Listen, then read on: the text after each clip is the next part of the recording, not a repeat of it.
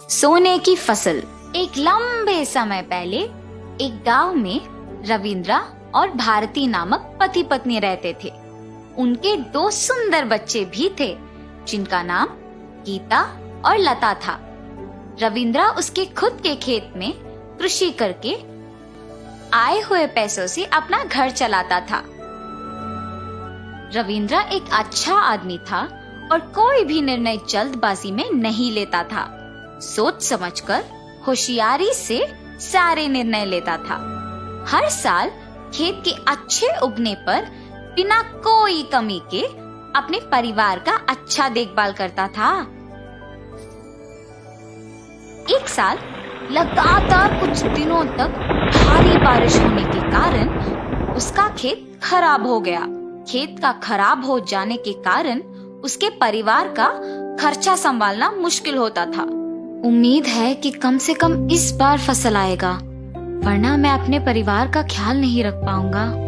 और उसी आशा से वापस खेती करता है और उसी फसल की उम्मीद में रहता है। पर कुछ ही दिनों में वापस भारी बारिश के कारण खेत खराब हो जाता है और फसल भी नहीं आता है। ऐसे 2 साल लगातार बारिश के कारण फसल नहीं आता है। एक दिन ऐसे ही खराब हुए खेत को देख दुखी होके उधर ही बैठ जाता है।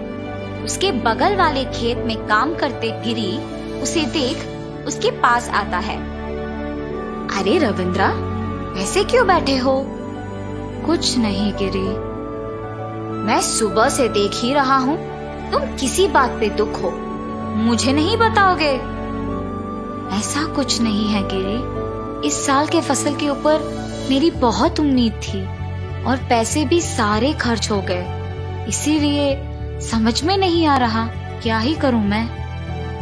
ठीक है, दुखी मत हो, बहुत देर हो गई है, चलो घर चलते हैं। ऐसे दोनों वापस घर चलना शुरू करते हैं जब उन्हें एक तोता झाड़ियों में फंसा हुआ नजर आता है। रविंद्रा उसके पास जाके उसे उन झाड़ियों से निकालकर उसे अपने हाथों से आजाद करता है और तुरंत वो तोता एक देवता के रूप में बदल जाती है। रविंद्रा और गिरी दोनों ये देख आश्चर्यचकित रह जाते हैं। तोते के रूप से आप देवता कैसे बन गई? मेरा अहंकार व्यवहार देख मेरे पिताजी ने मुझे श्राप दिया और तोते की तरह बदल दिया। उन्होंने कहा कि मुझे इस श्राप से विमुक्त होने के लिए किसी को मुझ पे दया आके आजाद करना होगा और अब आए और मैं अपने पुराने रूप में बदल सकी। मुझे सहायता करने के लिए आप जो भी मांगोगे वो मैं पूरा करूंगी। माता, 2 साल से हमारे खेतों में बारिश के कारण फसल नहीं आ रहा। मुझे बस इतना चाहिए कि मेरा खेत पूरा सोना बन जाए। ऐसे बिना सोचे समझे उसने उसकी ये इच्छा देवता से मांग ली। तुम भी पूछो रविंद्रा, तुम क्या चाहते हो? मुझे गिरी की तरह जल्दबाजी में नहीं बल्कि सोच समझकर मांगना होगा। मुझे सिर्फ इतना चाहिए कि मेरा खेत का फसल सोने की तरह अच्छा उगे, उससे मेरी सारी दुख दूर हो जाएंगे। तुम बिना कुछ बोले बस सोच में पड़ गए। भारी बारिश के कारण मेरा भी खेत खराब हो गया है और फसल नहीं आया। मुझे बस इतना चाहिए कि मेरा खेत का फसल सोने की तरह अच्छा उगे। मंजूर है, तुम दोनों की इच्छा पूरे किए जाएंगे। ऐसे कह के देवता वहां से गायब हो जाती है। रविंद्रा, चलो जाके देखते हैं कि देवता की बात सच हुआ कि नहीं। ठीक है, चलो गिरी। रविंद्रा और गिरी दोनों खेत देखने जाते हैं। दूर से गिरी को खेत चमकता हुआ नजर आता है और तुरंत गिरी अपने खेत को जाता है और देखता है कि उसका खेत पूरा सोने की तरह चमक रही है और वो देख वो बहुत खुश हो जाता है। मेरा खेत पूरा सोना हो गया, अब मैं बिना कोई चिंता के बहुत खुशी से जी सकता हूँ। और ऐसे जब पास आके देखता है तो मिट्टी भी चमक रही होती है। ये क्या, मिट्टी भी सोने की तरह चमक रही है। और ऐसे मिट्टी को छू के देखने पर कड़ा होता है। कोशिश करने पर भी मिट्टी को मुट्ठी में पकड़ नहीं पाता है। मिट्टी इतना कड़ा क्यों है? इस मिट्टी में से क्या फसल को निकाल सकते हैं? रविंद्रा? और ऐसे फसल को खींचने की कोशिश करता है, पर फसल भी कड़ा होता है और बाहर नहीं निकलता है। अय्यो, अगर मैं भी उसी के तरह फसल के बदले में खेत को सोने की तरह बदल देने के लिए मांगता तो शायद ऐसे ही होता। और ये खेत तो अब कोई भी काम की नहीं है। अब मैं क्या करूं? और ऐसे दुखी होता है। क्या रविंद्रा का भी खेत ऐसे ही हो गया होगा? रविंद्रा, चलो जाके तुम्हारा खेत देखते हैं। ठीक है, चलो गिरी। और वहां से दोनों रविंद्रा के खेत की ओर निकलते हैं। रविंद्रा के खेत में पूरा फसल उग के हरा भरा निखरता है।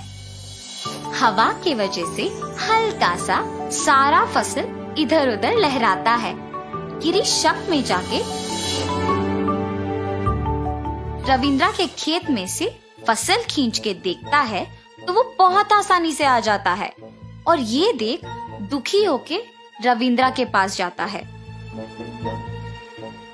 गिरी, तुम मेरा खेत देख इतना दुखी क्यों हो? क्योंकि उस देवता ने मुझे धोखा दिया है। तुमने और मैंने एक ही चीज मांगी थी, पर मेरा खेत पूरा सोना बन गया और तुम्हारा खेत पूरा हरा भरा फसल के साथ निखर गया। ऐसे देवता को कोसते रहता है जब वो वापस प्रकट होती है। गिरी, तुम मुझे क्यों कोस रहे हो? तुमने यही कहा कि तुम्हें तुम्हारा खेत पूरा सोना होना चाहिए और मैंने वही किया। रविंद्रा ने ये कहा कि उसको उसकी खेत का फसल सोने की तरह उगना चाहिए और वही हुआ। ऐसे कहकर वहाँ से गायब हो जाती है। अरे रे, मेरे जल्दबाजी के वजह से ही ये सब हुआ है। ये सोच दुखी होता है। क्यों दुखी हो तुम गिरी? चिंता मत करो, मेरा फसल अच्छा आया है ना, उसको मुझे बेचने दो। जो पैसे मिलते हैं उसे हम आधा आधा बांटेंगे। रविंद्रा, अगर मैं तुम्हारी जगह होता तो बिल्कुल ऐसे नहीं करता। मैंने लालच में ठीक से सोच समझकर निर्णय नहीं लिया। तुम्हारी तरह फसल का अच्छा उगना मांगना था, मगर जल्दबाजी में मैंने सोने का खेत मांग लिया था। अब से मैं कभी भी जल्दबाजी में फैसला नहीं लूंगा। कुछ महीने बाद रविंद्रा का फसल उगता है और वो उसे बेचता है